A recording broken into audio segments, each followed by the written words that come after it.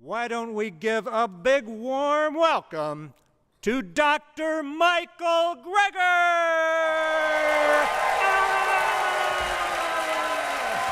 There you go.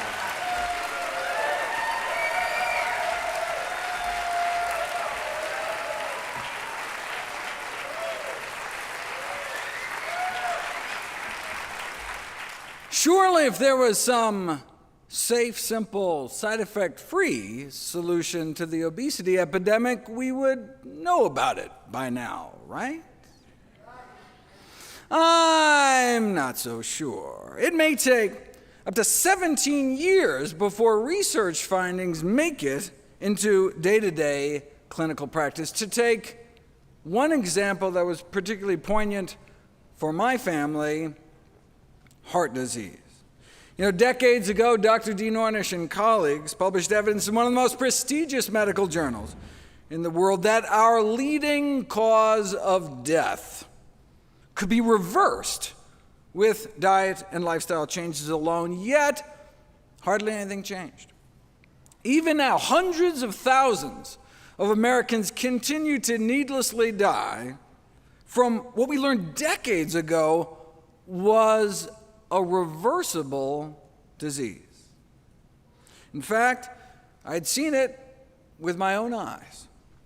My grandmother was cured of her end-stage heart disease by one of Dean's predecessors, Nathan Pritikin, using similar methods. So if effectively the cure to our number one killer of men and women could get lost down some rabbit hole and ignored, what else might there be in the medical literature that could help my patients, but just didn't have a corporate budget driving its promotion? Well, I made it my life's mission to find out. That's why I became a doctor in the first place and why I started my nonprofit site, nutritionfacts.org.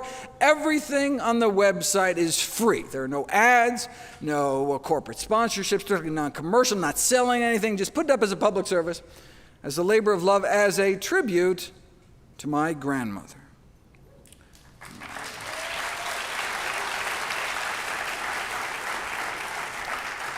New videos and articles nearly every day on the latest in evidence-based nutrition. What a concept. Okay, so what does the science show is the best way to lose weight? If you want testimonials and before and after pictures, you have come to the wrong place. I'm not interested in anecdotes. I'm interested in the evidence. When it comes to making decisions as life and death important as the health and well-being of yourself and your family, there's really only one question. What does the best available balance of evidence show right now? The problem is that even just sticking to the peer-reviewed medical literature is not enough, as false and scientifically misleading, unsupported beliefs about obesity are pervasive, even in scientific journals.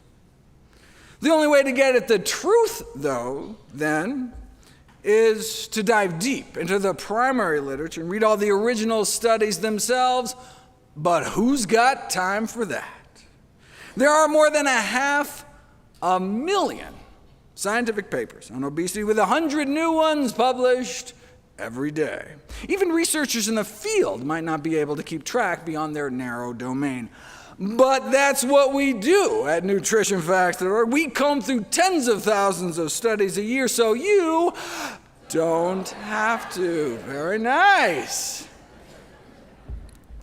And indeed, we uncovered a treasure trove of buried data. Like today, I'll cover simple spices, for example, proven in randomized, double-blind, placebo-controlled trials to accelerate weight loss for pennies a day, but with so little profit potential, it's no wonder these studies never saw the light of day. The only profiting I care about, though, is your health.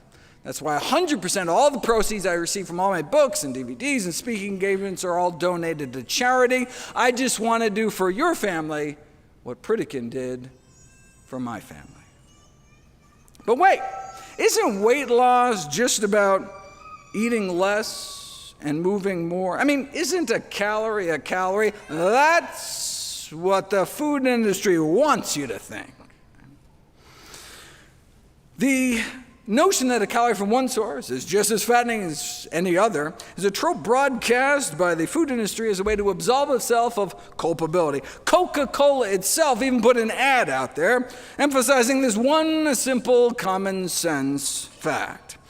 As the current and past chairs of the Harvard's nutrition department put it, this central argument from industry is that the overconsumption of calories from carrots would be no different than the overconsumption of calories from soda. If a calorie is just a calorie, why does it matter what we put in our mouths? Let's explore that example of carrots versus Coca-Cola.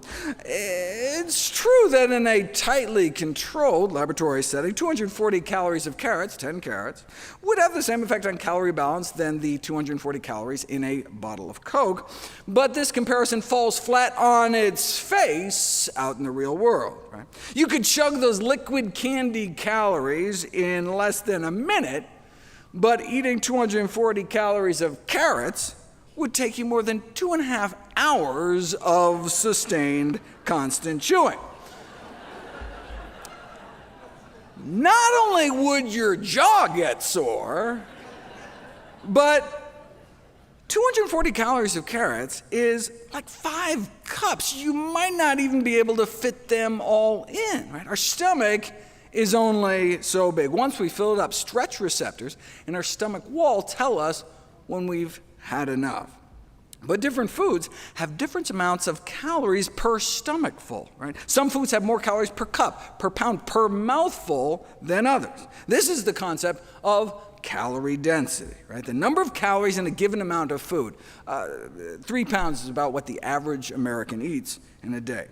As you can see, for example, oil is a high calorie density, meaning a high calorie concentration, lots of calories kind of packed into a small space. So drizzling just a tablespoon of oil onto a dish adds over 100 calories. For those same calories, you could have instead eaten about 2 cups of blackberries, for example, a food with a low calorie density. So these 2 meals have the same number of calories. You could swig down that spoonful of oil, not even feel anything in your stomach, but eating a couple cups of berries could start to fill you up. Right? That's why, yes, biochemically, a calorie is a calorie, but eating the same amount of calories in different foods can have different effects. The average human stomach can expand to fit about 4 cups of food. So a single stomach full of strawberry ice cream, for example, could max out our caloric intake for the entire day. For those same 2,000 calories, to get those same 2,000 calories from strawberries themselves, you'd have to eat 44 cups of berries, right? That's 11 stomachfuls. I mean, as delicious as berries are, I don't know if I could fill my stomach to bursting 11 times a day, right? So some foods are just impossible to overeat. They're so low in calorie density, right? You just physically couldn't eat enough to even maintain your weight. In a lab, a calorie is a calorie, but in life, far from it. Traditional weight loss diets focus on decreasing portion size, but these, we know these eat less approaches can leave people feeling hungry and unsatisfied. A more effective approach may be to shift the emphasis from restriction to positive eat more messaging of increasing intake of healthy, low-calorie density foods. But you don't know until you put it to the test. Very nice. Researchers in Hawaii tried putting people on more of a traditional Hawaiian diet with all the plant foods they could eat. Unlimited quantities of fruits, vegetables, whole grains, beans, and the study subjects lost an average of 17 pounds in just 21 days.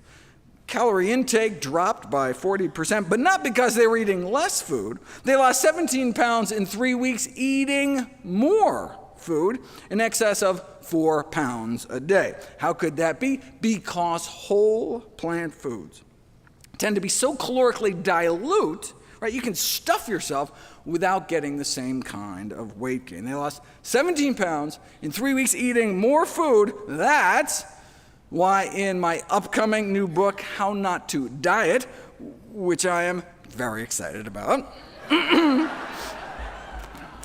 That's why low in calorie density is on my list of the 17 ingredients for an ideal weight loss diet. As noted before, Americans appear to average about 3 pounds of food a day. So if you stuck with mostly these foods, right, you can see how you can eat more food and still shed pounds. Right?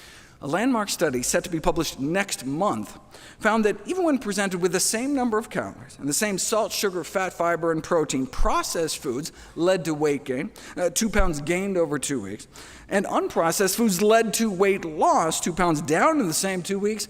Here's one of their processed food meals, which is probably healthier, actually, than what most people eat.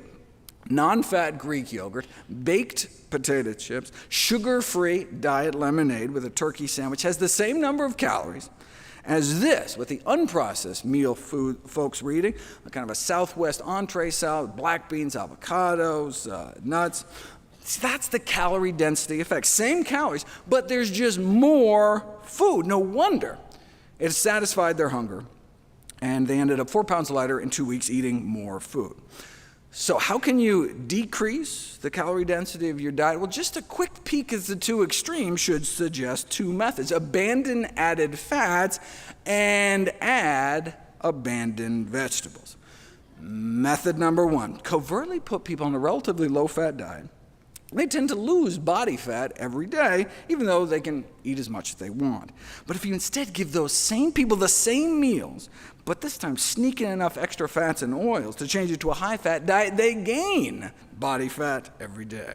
In fact, in a famous prison experiment in Vermont, lean inmates were overfed up to 10,000 calories a day to try to experimentally make them fat. This turned out to be surprisingly difficult. Most started dreading breakfast and involuntarily threw it up. The researchers learned how difficult it was to have people gain weight on purpose unless you feed them lots of fat. To get prisoners to gain 30 pounds on a regular diet, it took about 140,000 excess calories per a certain amount of body surface area. To get the same 30-pound weight gain just by adding fat to their diets, all they had to do was feed them about an extra 40,000 extra calories. When the extra calories were in the form of straight fat, it took as many as 100,000 fewer calories to gain the same amount of weight. A calorie is not a calorie. It depends on what you eat. In this case, lowering fat content effectively made up to 100,000 calories disappear. That's why low in added fat is on my list of ideal weight loss ingredients as well. There are, however, two important exceptions. Processed foods with reduced fat claims are often so packed with sugar that they can have the same number of calories as a higher fat product. Right? Snackwell's fat-free cookies, for example, at 1,700 calories per pound, are as calorie dense as a cheese Danish. The other exception to the low-fat rule is that vegetables are so calorically dilute that even a high-fat veggie dish, like some oily broccoli with garlic sauce or something, tends to be less calorie dense overall, which brings us to the second strategy for lowering calorie density. Instead of sneaking out fat, sneak in vegetables. The biggest influence on calorie density is not fat, but water content. Since water adds weight and bulk without adding calories, the most calorie-dense foods and the most calorie-dense diets tend to be those that are dry. Some vegetables, on the other hand, are more than 95% water. And not just, iceberg lettuce. Cucumbers, celery, turnips, cooked Napa cabbage, bok choy, summer squash, zucchini, bean sprouts, and bamboo shoots can top out at 95% water. They're basically just water in vegetable form, right? A big bowl of water-rich vegetables is practically just a big bowl of trapped water. Right? The effect on calorie density is so dramatic, the food industry wants in on the action. They figured they could use nanotechnology to structure a solid processed food similar to a celery stalk with self-assembled water-filled nanocells or nanotubes. No need, as Mother Nature beat you to it. When dozens of foods, common foods, pitted head-to-head for their ability to satiate appetites for hours, the characteristic most predictive was not how little fat or how much protein it had, but how much water it had. That was the number one predictor of how filling a food is. That's why high in water-rich foods is on my list too. Water-rich foods like vegetables, topping the charts, with most more than 90% water by weight, followed by most fresh fruit, coming in around the 80s. Starchier vegetables, whole grains, and canned beans are mostly 70s, meaning 3/4 of their weight, pure water. In general, when it comes to water-rich foods, most whole plant foods float towards the top, most animal foods fall somewhere in the middle, and most processed foods sink to the bottom. In a famous series of experiments, researchers at Penn State decided to put water-rich vegetables to the test. Study subjects were served pasta and told to eat as much or as little as they'd like, and on average they consumed about 900 calories of pasta. Now, what do you think would happen if as a first course you gave them 100 calories of salad, composed largely of lettuce, carrots, cucumber, celery, and cherry tomatoes? Would they go on to eat the same amount of pasta and end up with a 1,000-calorie lunch, 900 plus 100? Or would they eat maybe 100 fewer calories of pasta, effectively canceling out the added salad calories? It was even better than that. They ate more than 200 fewer calories of pasta. Thanks to the salad, 100 calories in, 200 calories out. Right? So in essence, the salad had negative 100 calories. Preloading with vegetables can effectively subtract 100 calories out of a meal. Right? That's how you can lose weight, by eating more food. Of course, the type of salad matters. The researchers repeated the experiment, this time added a fatty dressing, extra shredded cheese, which quadrupled the salad's calorie density. Now, eating this salad as a first course didn't turn a 900-calorie meal into one with less than 800 calories. Instead, it turned it into a meal with calories in the quadruple digits. Right? It's like preloading pizza with garlic bread. Right? You can end up with more calories overall. Okay, so what's the cutoff? Studies on preloading show that eating about a cup of food before a meal decreases subsequent intake by about 100 calories. So to get a negative calorie effect, the first course would have to contain fewer than 100 calories per cup. Right? As you can see in the chart, this includes most fresh fruit and vegetables, but having something like a dinner roll would not work. But hey, give people a large apple to eat before that same pasta meal, and rather than consuming 200 calories less, it was more like 300 calories less. So, how many calories does an apple have? It depends on when you eat it. Before a meal, an apple could effectively have about negative 200 calories. You can see the same thing, giving people vegetable soup as a first course. Hundreds of calories disappear. One study tracked people's intake throughout the day, even found that overweight subjects randomized to pre-lunch vegetable soup not only ate less lunch, but deducted an extra bonus 100 calories at dinner too, a whole 7 hours later. Right? So the next time you sit down to a healthy soup, you can imagine calories being veritably sucked out of your body with every spoonful. Even just drinking 2 cups of water before a meal immediately caused people to cut about 20% of calories out of the meal, taking in more than 100 fewer calories. No wonder overweight men and women randomized to 2 cups of water before each meal lost weight 44% faster. 2 cups of water before each meal, 44% faster weight loss. That's why so-called negative calorie preloading is on my list of weight loss boosters, which are all the things I could find that can accelerate weight loss kind of regardless of what you eat the rest of the time. Negative calorie preloading just means that starting a meal with foods containing less than 100 calories per cup. That can include many fruits, vegetables, soup, salad, or simply a tall glass of water. Anything we can put on that first course salad to boost weight loss even further? Well, in my Amping AMPK section, I talk about ways to activate an enzyme known as the fat controller. Its discovery is considered one of the most important medical breakthroughs in the last few decades. You can activate this enzyme through exercise, fasting, and nicotine, but is there any way to boost it for weight loss without sweat, hunger, or the whole dying a horrible death from lung cancer kind of thing? Well, Big Pharma is all over it. After all, obese individuals may be unwilling to perform even a minimum of physical activity, wrote a group of pharmacologists, thus indicating that drugs mimicking endurance exercise are highly desirable. So, it's crucial that oral compounds with high bioavailability are developed to safely induce chronic AMPK activation for long-term weight loss and maintenance. But there's no need to develop such a compound since you can already buy it at any grocery store. It's called vinegar.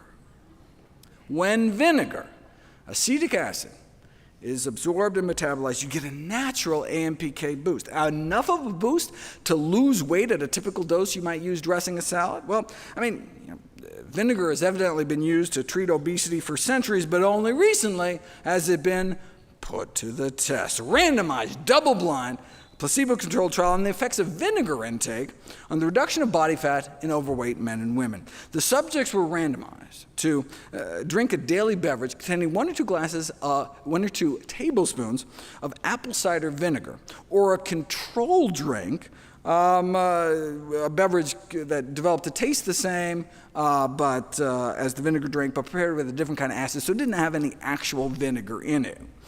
3 months in, the fake vinegar group actually gained weight, as overweight people tend to do, whereas the genuine vinegar groups significantly lost body fat, as determined by CT scan. A little vinegar every day led to pounds of weight loss achieved for just pennies a day without removing anything from their diet.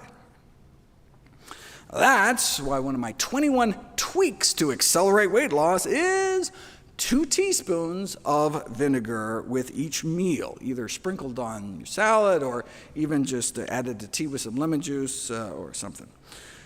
The beauty of the vinegar studies is that they're not just randomized controlled trials, but placebo-controlled trials. Some studies aren't controlled at all. Women asked to eat a ripe tomato before lunch every day for a month, lost about 2 pounds, but without a control group, you don't know if the tomato had anything to do with it. Just being enrolled in a weight loss study where you know they're going to come back and weigh you in a month can have people change their diets in other ways. Right? It's certainly possible. Tomato is 95% water, so you'd be filling up a fist-sized portion of your stomach with only about 15 calories before a meal. So, it's certainly possible, but we'd need a better study to prove it for weight loss. Stronger studies have control groups, at least. For example, randomize people to a weight loss diet with or without 1 to 2 cups of low-sodium vegetable juice, and those drinking the vegetable juice lose significantly more weight. Or split people into 2 groups and give half about 2 tablespoons of goji berries a day, and 45 days later, the goji group appeared to cut 2.5 inches off their waistline compared to no change in the control group. But anytime you have one group do something special, you don't know how much of the benefit is due to the placebo effect. In drug trials, it's easy, right? You give half the people the actual medication, the other half a placebo, identical-looking sugar pill placebo. Both groups are then doing the same thing, taking an identical-looking pill. So if you see any difference in outcomes, all right, well then we can suspect it's due to the actual drug, right? But what would placebo broccoli look like, right? That's the problem. You can't stuff cabbage into a capsule, but there are some foods so potent that you could actually fit them into a pill to pit them against placebos spices. Want to know if garlic can cause weight loss? Give people some garlic powder compressed into tablets versus placebo pills. And garlic worked, resulting in both a drop in weight and waistlines within 6 weeks. They used about a half teaspoon of garlic powder a day, which would cost less than 4 cents. 4 cents too steep? How about 2 cents a day? A quarter teaspoon of garlic powder a day. About 100 overweight men and women randomized a quarter teaspoon worth of garlic powder a day or placebo, and those unknowingly taking that 2 cents worth of garlic powder a day lost about 6 pounds of straight body fat over the next 15 weeks. Now, if you can splurge up to 3 cents a day, there's black cumin, a meta-analysis of randomized controlled trials shows weight loss efficacy, again, with just a quarter teaspoon a day. Not regular cumin. This is a completely different spice known as black cumin. You say, well, what is black cumin? You obviously haven't been reading your Bibles. Described as a miracle herb, besides the weight loss, there are randomized controlled trials showing daily black cumin consumption significantly improves cholesterol and triglycerides, significantly improves blood pressure and blood sugar control. But I use it just because it tastes good. I just put black cumin seeds in a pepper grinder and grind it like pepper. With more than 1,000 papers published in the medical literature on black cumin, some reporting extraordinary results like dropping cholesterol levels as much as a statin drug. Why don't we hear more about it? Why weren't we taught about it in medical school? Right? Presumably because there's no profit motive. Right? Black cumin is just a common natural spice. Right? You're not going to thrill your stockholders selling something that you can't patent that costs 3 cents a day. Or you can use regular cumin, the second most common popular spice on earth. Those randomized a half of a teaspoon at both lunch and dinner over 3 months, lost 4 more pounds and an extra inch off their waist, found comparable to the obesity drug known as Orlistat. That's the anal leakage drug you may have heard about. Though the drug company evidently prefers the term fecal spotting to describe the rectal discharge it causes. The drug company's website offered some helpful tips, though. It's probably a smart idea to wear dark pants and bring a change of clothes with you to work.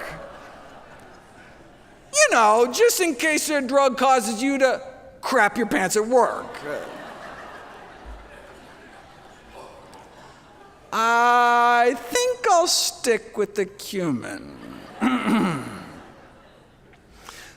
Cayenne pepper can counteract the metabolic slowing that accompanies weight loss and accelerate fat burning as a bonus. Ginger powder, over a dozen randomized controlled trials starting at just a quarter teaspoon of ground ginger a day, showing significantly decreased body weight at just pennies a day, proven in placebo-controlled trials to work, but you probably never heard about any of this because they can't make enough profit. Don't get me started.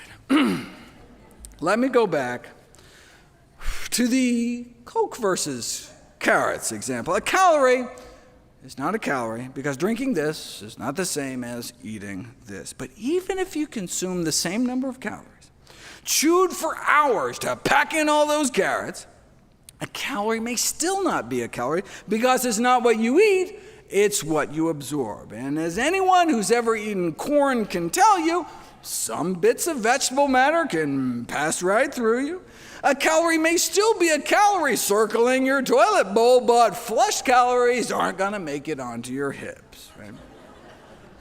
That's where fiber comes in. If you bump people's fiber intake up, even to just the recommended minimum daily intake, they start losing weight because they experience about a 10% drop in daily caloric intake. Why should more fiber mean fewer calories? Well, of course, first it adds bulk without adding calories. Cold-pressed apple juice, for example, is basically just apples minus fiber, and you could chug that, chug a bottle of juice in a couple of seconds. But, to get the same number of calories, you would have to eat about 5 cups of apple slices, and that's the difference fiber can make.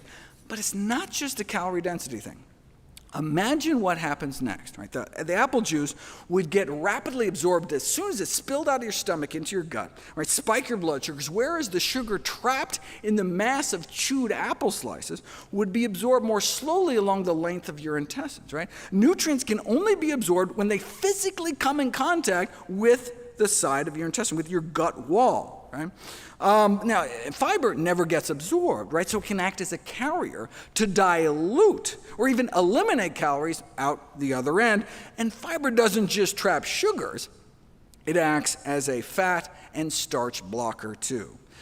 Those on the standard American diet lose about 5% of their calories through their waste every day. But on a higher fiber diet, we double that. It's not what you eat, but what you absorb. So you can lose weight on a high-fiber diet eating the exact same number of calories simply because some of those calories get trapped, get flushed down the toilet, and never make it into our system.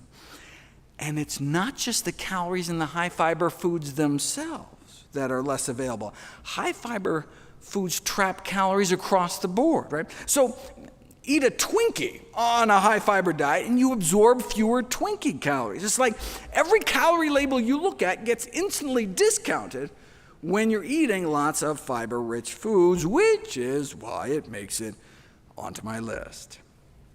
My section on other fat-blocking foods starts out with a command to eat your thylakoids, doctor's orders.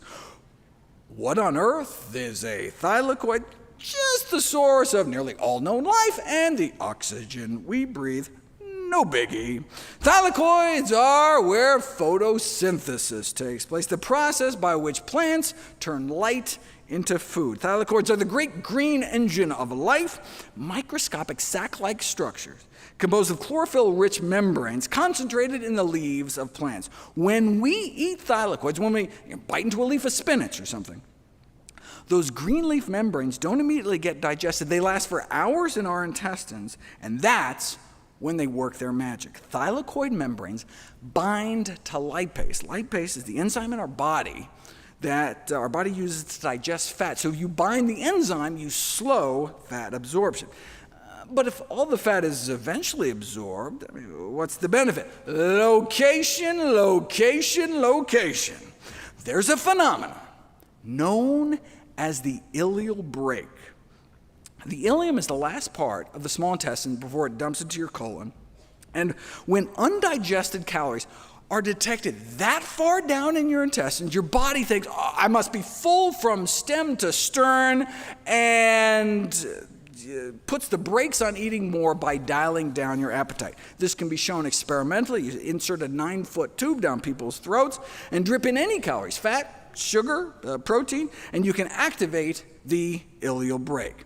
So then you sit them down to an all-you-can-eat meal, and compared to the placebo group, who had just gotten a squirt of water down the tube, people eat about 100 calories less, right? You just don't feel as hungry. You feel just as full, eating significantly less. That's the ileal brake in action. This can then translate into weight loss. Randomize overweight women on a diet to green plant membranes, in other words, just covertly slip them some powdered spinach, and they get a boost in appetite-suppressing hormones, a decreased urge for sweets. Yes, indeed, spinach can cut your urge for chocolate. And boom, accelerated weight loss, all thanks to eating green, the actual green itself, the chlorophyll-packed membranes in the leaves. Now, the researchers use spinach powder just so they can create convincing placebos, but you can get just as many thylakoids eating about a half a cup of cooked greens, which is what I recommend people eat 2 times a day in my daily dozen checklist of all the healthiest of healthy things I encourage people to fit into their daily routine. In the Journal of the Society of Chemical Industry, a group of food technologists argue that given their fat-blocking benefits, thylakoid membranes could be incorporated into functional foods as a new promising appetite-reducing ingredient, or You can just get them the way Mother Nature intended. Which greens have the most? You can tell just by looking at them. Because thylakoids are where the chlorophyll is, the greener the leaves, the more potent the effect. So go for the greenest green greens, the darkest green greens you can find. Where I shop, that's the lacinato, aka dinosaur kale. Now, if you overcook greens too long, right? You know how they turn that drab olive brown? That's the thylakoids physically degrading. But blanched for 15 seconds or so in steaming or boiling water, you know how greens can get even brighter green? That actually translates into a boost in the fat blocking ability. So you can gauge thylakoid activity in the grocery store, in your kitchen with your own two eyes by going for the green. Though thylakoids eventually get broken down, fiber makes it all the way down to our colon. While it's technically true that we can't digest fiber, that's only applicable to the part of us that's actually human.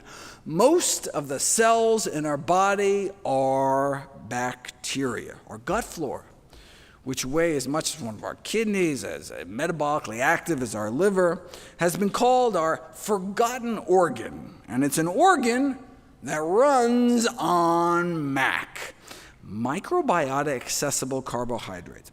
So when you see me write, eat lots of Big Macs, I don't want anyone to get the wrong idea.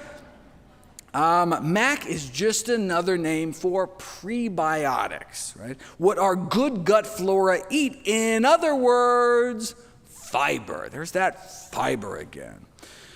What do our good bacteria do with the fiber? We feed them and they feed us right back. They make short-chain fatty acids that get absorbed from the colon into our bloodstream, circulate through our body, and even make it up into our brain. Right?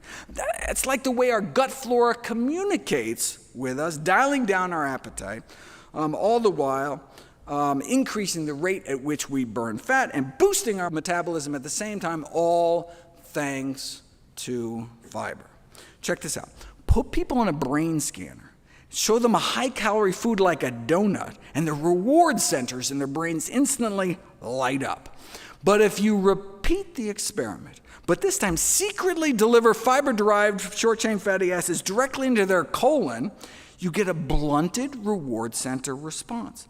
And subjects report that high-calorie foods just seem less appetizing, and subsequently ate less of an all-you-can-eat meal. Right? But fiber supplements like Metamucil don't work, which makes sense because they're non-fermentable, meaning our gut bacteria can't eat them. So yeah, they can improve bowel regularity, but can't be used by our good bacteria to make those compounds that can block our cravings. For that, we have to actually eat real food. Our good gut bugs are trying to help us, right? But when we eat a diet deficient in fiber, we are in effect starving our microbial self. Less than 5% of Americans reach even the recommended minimum daily adequate intake of fiber. No surprise, since the number one sources are beans and whole grains. And 96% of Americans don't even reach the recommended minimum intake of legumes, which are beans, split peas, chickpeas, and lentils. And 99% don't reach the recommended minimum for whole grains. Most people don't even know what fiber is. More than half of Americans surveyed think that steak is a significant source of fiber. However, by definition, fiber is only found in plants. There's zero fiber in meat, eggs, or dairy, and typically little or no fiber in processed junk, and therein lies the problem. But, wouldn't at least the protein in that steak fill you up? Surprisingly, even a review supported by the meat, dairy, and egg industries acknowledged that protein intake does not actually translate into eating less later on, whereas you eat a fiber-rich whole grain for supper, and it can cut your calorie intake more than 12 hours later at lunch the next day. You feel full 100 calories quicker the following day because by then, your good gut bugs are feasting on the same bounty and dialing down your appetite. Right? Today, even our meat could be considered junk food. For more than a century, one of the great goals of animal agriculture has been to increase the carcass fat content of farm animals. Take chicken, for example. 100 years ago, the USDA determined chicken was about 23% protein by weight and less than 2% fat. Today, chickens have been genetically manipulated through selective breeding to have about 10 times more fat. Chicken Little has become Chicken Big, and maybe making us bigger too. Meat consumption in general is associated with weight gain, but poultry appeared to be the worst. Even just an ounce a day, which is like a single chicken nugget, or like one chicken breast every 10 days, was associated with weight gain compared to eating no chicken at all. It's funny, when the meat industry funds obesity studies on chicken, they choose for their head-to-head comparison foods like cookies and sugar-coated chocolates. This is a classic drug industry trick to try to make your product look better by comparing it to something worse. Apparently, just regular chocolate wasn't enough to make chicken look better. But what happens when chicken is pitted against a real control, like chicken without the actual chicken? Chickens out. Both soy-based proteins and corn, which is a plant-based meat made from the mushroom kingdom, were found to have stronger satiating qualities than chicken. Feed people a chicken and rice lunch, and 4.5 hours later, they'd eat 18% more of a dinner buffet than had they instead been given a chicken-free chicken and rice lunch. These findings are consistent with childhood obesity research that found that meat consumption seemed to double the odds of school children becoming overweight compared to the consumption of plant-based meat products. Whole food sources of plant protein, such as beans, did even better, though, associated with cutting in half the odds of becoming overweight. So that's why I consider these kinds of plant-based meats more of a useful stepping stone towards a healthier diet rather than the kind of end-game goal ideal. Part of the reason plant-based meats may be less fattening is they cause less of an insulin spike. A meat-free chicken like corn causes up to 41% less of an immediate insulin reaction. It turns out animal protein causes almost exactly as much insulin release as pure sugar. Just adding some egg whites to your diet can increase insulin output as much as 60% within 4 days. And fish may be even worse. Why would adding tuna to mashed potatoes spike up insulin levels, but adding broccoli instead cut the insulin response by about 40%? It's not the fiber, since giving the same amount of broccoli fiber alone provided no significant benefit. So why does animal protein make things worse, but plant protein make things better? Plant proteins tend to be lower in the branched chain amino acids, which are associated with insulin resistance, the cause of type 2 diabetes. You can show this experimentally. Give some vegans branched chain amino acids, you can make them as insulin resistant as omnivores, or take some omnivores and put them even through a 48-hour vegan diet challenge, and within 2 days, you can see the opposite, significant improvements in metabolic health.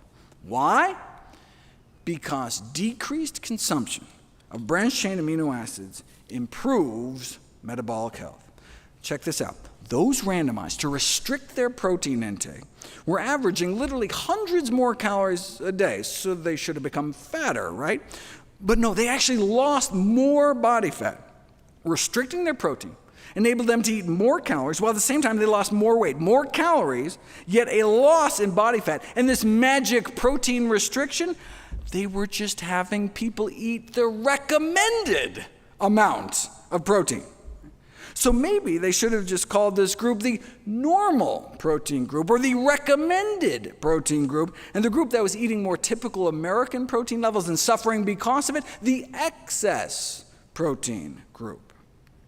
given the metabolic harms of excess branched-chain amino acid exposure, leaders in the field have suggested the invention of drugs to block their absorption, to promote metabolic health and treat diabetes and obesity without reducing caloric intake. Or we can just try not to eat so many branched-chain amino acids in the first place. They are found mostly in meat, including chicken and fish, dairy products, and eggs, perhaps explaining why animal protein is associated with higher diabetes risk, whereas plant protein appears protective. So defining the appropriate upper limits of animal protein intake may offer a great chance for the prevention of type 2 diabetes and obesity, but it need not be all or nothing. Even an intermittent vegan diet has been shown to be beneficial. If there was one piece of advice that sums up the recommendations in my upcoming book, it would be wall off your calories. Animal cells are encased only in easily digestible membranes, which allows the enzymes in our gut to effortlessly liberate the calories in a steak, for example. Right? Plant cells, on the other hand, have cell walls that are made out of fiber, which present an indigestible physical barrier, so many of the calories remain trapped. Now, processed plant foods, however, fruit juice, sugar, refined grains, even whole grains, if they've been powdered into flour, have had their cellular structure destroyed. Their cell walls cracked open, and their calories are free for the taking. But when you eat structurally intact plant foods, chew all you want, you're still going to end up with calories completely surrounded by fiber, which then blunts the glycemic impact, activates the ileal brake, and delivers sustenance to your friendly flora. So, bottom line, try to make sure as many of your calories as possible, your protein, your carbs, your fat, are encased in cell walls. In other words, from whole, intact plant foods. That's what nature intended to happen millions of years before we learned how to sharpen spears and mill grains and boil sugar cane. Our entire physiology is presumed to have evolved in the context of eating what the rest of our great ape cousins eat, plants. The Paleolithic period, when we started using tools, only goes back about 2 million years. We and other great apes have been evolving since back in the Miocene era, more like 20 million years ago. So for the first 90% of our hominoid existence, our bodies evolved on mostly plants. It's no wonder, then, that our bodies may thrive best on the diet we were designed to eat. So maybe we should go back to our roots. With enough portion control, anyone can lose weight, right? Lock someone in a closet, you can force them to lose as much body fat as you want. Chaining someone to a treadmill, probably have a similar effect. But what is the most effective weight loss regimen that doesn't involve calorie restriction or exercise or a felony? I scoured through the medical literature at all the randomized controlled trials, and the single most successful strategy to date is a diet of whole plant foods. The single most effective weight loss intervention like that ever published in the peer-reviewed medical literature, a whole food, plant-based diet. That works better than anything else studied to date, and no wonder, given what we just learned about fiber and branched-chain amino acids and all that. Okay. Now, I mean, we've known for more than 40 years that those eating predominantly plant-based diets weigh on average about 30 pounds less than the general population, but you don't know if it's the diet itself until you put it to the test. In 2017, a group of New Zealand researchers published the Broad Study, a 12-week randomized controlled trial in the poorest region of the country with the highest obesity rates. Overweight individuals were randomized to receive either standard medical care or semi-weekly classes offering advice and encouragement to eat a low-fat diet centered around fruits, vegetables, whole grains, and legumes. And that's all it was, just empowerment and information, empowerment with knowledge. No meals were provided. The intervention group was merely informed about the benefits of plant-based living and encouraged to fit it into their own lives at home. No significant change in the control group, but the plant-based intervention group, even though there were no restrictions on portions, be able to eat freely all the healthy foods they wanted, lost an average of 19 pounds by the end of the 3-month study. 19 pounds, it's a kind of respectable weight loss, but what happened next, right? At the end of those 12 weeks, class was dismissed and no more instruction was given. The researchers were curious to see how much weight the subjects had gained back after being released from the study, so everyone was invited back at the 6-month mark to get reweighed. The plant-based group had left the 3-month study 19 pounds lighter on average, but 6 months later, they were only down about 27 pounds. They got better. The plant-based group had been feeling so good, both physically and mentally, had been able to come off so many of their medications. They were sticking to the diet on their own, and the weight continued to come off. What about a year later? Even in studies that last a whole year, where people are coached to stay on a particular diet for the entire year's time, by the end of the year, any initial weight loss typically tends to creep on back. The PROD study only lasted 3 months, yet after it was all over, those who had been randomized to the plant-based group not only lost dozens of pounds, but they kept it off. They not only achieved greater weight loss at 6 and 12 months than any other comparable trial. That was months after the study had already ended. Right? A whole food plant-based diet achieved the greatest weight loss ever recorded compared to any other such intervention published in the scientific literature. You can read the record-breaking study yourself for free in full at nature.com/articles/NUTD2173, or you can just point your phone camera up at the screen and pick off the QR code. Any diet that results in reduced calorie intake can result in weight loss. I mean, dropping pounds isn't so much the issue.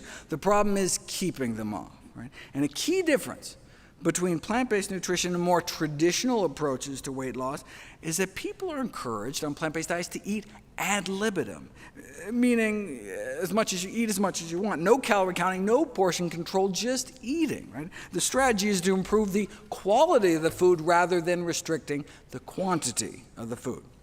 You put people on a diet packed with fruits, vegetables, whole grains, and beans that allow them to eat as much as they want, they end up eating about 50% fewer calories than they might have otherwise, just as full on half the calories. Wait, how can you keep people satisfied cutting more than 1,000 calories from their daily diet? By eating more high-bulk, low-calorie density foods, vegetables, fruits, whole grains, beans, and fewer calorie-dense foods like meats, cheeses, sugars, and fats. Right? But it may not just be the calories in side of the equation. Those eating more plant-based appear to effectively be burning more calories in their sleep. The resting metabolic rate of those eating more plant-based may be 10% higher or more, a boosted metabolism that can translate into burning off hundreds of extra calories a day more without doing a thing. Eating more plant-based, you burn more calories just existing. So no wonder why those who eat more plant-based tend to be slimmer. Start packing your diet with real foods that grow out of the ground, and the pounds should come off naturally, taking you down towards your ideal weight. Okay, so that's what I spent the first half of the book doing, laying out the optimum weight loss diet. Plant yourself. Then I spend the second half of the book on all the tools I unearthed to drive further weight loss for any stubborn pounds that remain. We already learned that a calorie is not necessarily a calorie. 100 calories of chickpeas, right, has a different impact than 100 calories of chicken or chiclets based on factors like absorption and appetite. But in this second half, I go a step further and explore how even the exact same foods eaten differently can have different effects. Even if you eat the same amount, even if you absorb the same amount, a calorie may still not be a calorie. It's not only what we eat, but how and when. Just to give you a taste, the exact same number of calories at breakfast are significantly less fattening than the same number of calories at dinner. What? I mean, that's just mind-blowing, right? Same calories, different weight loss. A diet with a bigger breakfast causes more weight loss than the same diet with a bigger dinner. So my recommendation to stop eating after 7 p.m. is not just because, I'm afraid people are mindlessly snacking on the couch or something. The same snack at night is literally more fattening than eating the exact same snack during the daytime. All thanks to our circadian rhythms, our chronobiology, something I spend a whole chapter about. Some of the sleep data is really crazy too. Overweight adults were randomized to 8 weeks of either a calorie-restricted diet or the same diet combined with 5 days a week of just 1 less hour of sleep a night. Now, they ended up sleeping an hour later on the weekend, so overall just cut 3 hours of sleep out of their week. Now, surely, it's 3 hours a week of sleep difference is not going to change how much weight they lost, right? And on the scale, that was true. But in the normal sleep group, 80% of the weight loss was fat, whereas in the group missing just a few hours of sleep, it was the opposite, with 80% of the loss being lean body mass, right? So, you snooze, you lose fat. Right? A few hours of missed sleep seemed to totally flip fat loss on its head, but just looking at the scale, you wouldn't know it. It's like when people fast. Stopping eating completely for a week or two can cause more weight loss than just restricting your calories, duh, right? But paradoxically, it may actually lead to less loss of body fat. Wait, how can eating fewer calories lead to less fat loss? Because during fasting, your body starts cannibalizing itself and burning your own protein for fuel. The scale made it look as though they were doing better when they were fasting, but the reality is they were doing worse. They would have lost more body fat if they had kept eating. They would have lost more body fat eating more calories. Right? Short-term fasting can interfere with body fat loss, not accelerate it, and you see the same thing with the keto diet. Body fat loss actually slows down when you switch to a ketogenic diet. Just looking at the bathroom scale, though, the keto diet seems like a smashing success, losing less than 1 pound a week on a regular diet to, boom, 3.5 pounds in 7 days after switching to keto. But what was happening inside their bodies told a totally different story. On the ketogenic diet, their rate of body fat loss was slowed by more than half. So most of what they were losing was water, but they were also losing protein. They were also losing lean mass. That may help explain why the leg muscles of CrossFit trainees placed on a ketogenic diet can shrink as much as 8% within 2 months. Of course, even if keto diets work, the point of weight loss is not to fit into a skinnier casket. Right? People whose diets even tend to trend that way appear to significantly shorten their lives. On the other hand, even just drifting in the direction of eating more healthy plant foods is associated with living longer, right? Those going the other way, though, those who start out more plant-based but then add meat to their diet at least once a week, not only appear to double or triple their odds of diabetes, stroke, heart disease, and weight gain, but may also suffer an associated 3.6-year drop in life expectancy. That's going from no meat to just once a week meat or more. Low-carb diets have been shown to impair artery function and worsen heart disease, whereas whole food plant-based diets have been shown to actually reverse heart disease. That's what Ornish used, right? So it appears to be the most effective weight loss diet, just so happens to be the only diet ever proven to reverse heart disease in the majority of patients, right? My grandma didn't have to die like that. No one's grandma has to die like that. If that's all a plant-based diet could do, reverse the #1 killer of men and women, shouldn't that be the default diet until proven otherwise? And the fact that it can also be so effective in treating, arresting, or reversing other leading killers like type 2 diabetes and high blood pressure would seem to make the case for plant-based eating simply overwhelming.